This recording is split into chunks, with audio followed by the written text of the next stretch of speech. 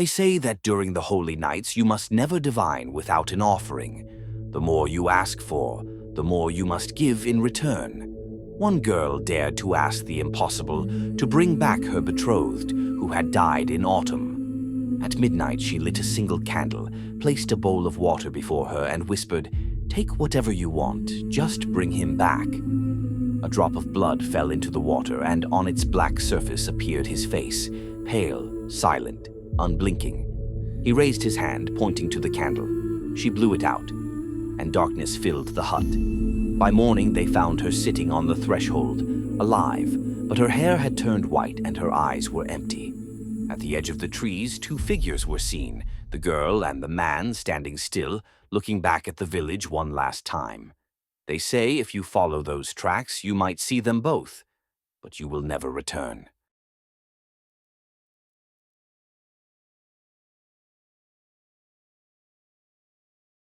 They say you must never read the cards during the holy nights unless you know how to close the spread. Each card is a door, and no door should be left open.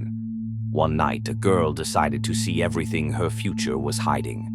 At midnight, she laid out the cards: a house, a heart, a ring, a child, everything she had ever wished for. But one card remained face down, black with no image, as if it had been burned. Then the cards began to move on their own, sliding across the table, forming the shape of a door, a dark doorway leading down into the table itself. A cold wind rose from the gap, and in the darkness, two eyes began to stare back at her. The last card stood upright, and on its face she saw her own reflection. By morning, the table was empty, except for one card lying in the center, the same black card, and on it, the girl's face frozen forever.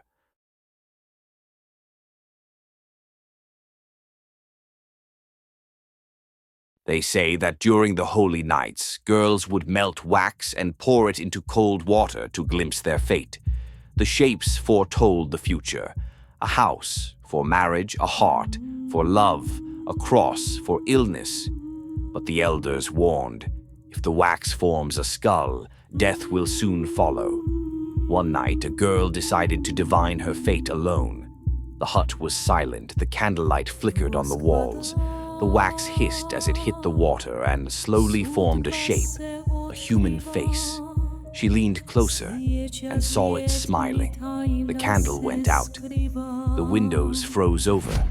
In the morning, they found her by the well, a piece of wax in her hand, shaped like her own smiling face.